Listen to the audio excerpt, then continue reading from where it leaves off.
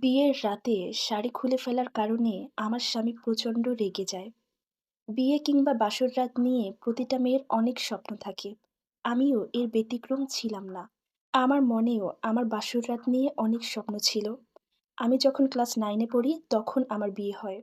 বাসর রাতে শাড়ি পরে সাজুগুজু করে আমার স্বামীর জন্য অপেক্ষা করতেছিলাম।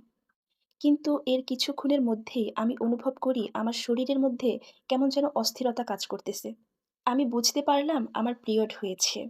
এই বাড়িতে আজকে আমি ১ম এসেছি। নতুন একটা পরিবেশ। এই মুহূর্তে এই কথাগুলো আমি কাকে বলবো সেটাই বুঝতে পারছিলাম না। যাই হোক, আমাদের গ্রামের রীতি অনুযায়ী মেয়ের বিয়ে হলে মেয়ের সাথে মেয়ের নানি কিংবা দাদি আসে। আমার যেহেতু অনেক আগেই দাদি মারা গেছে, তাই আমার সাথে আমার নানি এসেছেন। ঠিক ওই মুহূর্তে আমার নানিকেও আমার চোখের সামনে খুঁজে পাচ্ছিলাম না, যে কথাগুলো তার কাছে শেয়ার করব। এখন আমি কি করব? এটা ভাবতে ভাবতেই আমার মনে পড়ে যায়, বিয়েতে তো আমাকে একটা লাগেজ দিয়েছিল। সেখানে নিশ্চয়ই আমার প্রয়োজনীয় সব জিনিস পাবো। এবং তখন লাগেজ খুলতেই আমার প্রয়োজনীয় জিনিসগুলো সেখানে পেয়ে যাই। আর তখন ওখান থেকে আমি একটা থ্রি পিস নিয়ে ওয়াশরুমে যাই। ওয়াশরুমে গিয়ে চেঞ্জ করে আবার রুমে এসে বসি। এরপর আমি রুমে এসে তার জন্য অপেক্ষা করতে শুরু করি। অনেকক্ষণ অপেক্ষা করার পর আমার স্বামী রুমে আসে। সে এসে আমাকে দেখেই প্রচণ্ড রেগে যায়। কারণ আমার পরনে বিয়ের বেনারসি ছিল না। আমার কোনো সাজসজ্জাও ছিল না। সে আমাকে দেখে কোনো প্রশ্ন না করেই আমার সামনে এসে কষিয়ে আমার ২ গালে ২ টা থাপ্পড় মারে। আমি কখনো ভাবতেও পারিনি আমার বাসর রাতের মতো একটা বিশেষ রাতে আমার সাথে এমন কিছু ঘটবে।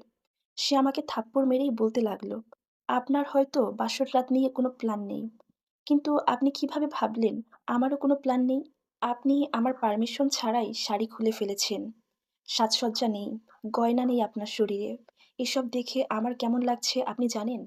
আমি তখন বললাম, "আপনার যেমনই লাগুক, আপনি তো এসে ১ম এ আমাকে জিজ্ঞেস করবেন আমি শাড়ি কেন খুলেছি? আমি গহনা কেন খুলে রেখেছি?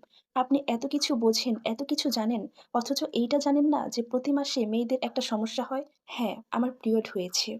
তাই আমার শরীর থেকে ভারী, ভারী গহনা, শাড়ি সব খুলে ফেলেছি। আমার খুব অস্থির লাগছিল।" ক্লাস 9 এ পড়া একটা মেয়ের মুখ থেকে যখন মানুষটা এই কথাগুলো শুনল, তখন সে বুঝতে পারল যে সে ভুল করেছে। এরপর সে আমার কাছে এসে আমার হাত দুটো ধরে বলল, "দেখো, আমার ভুল হয়েছে।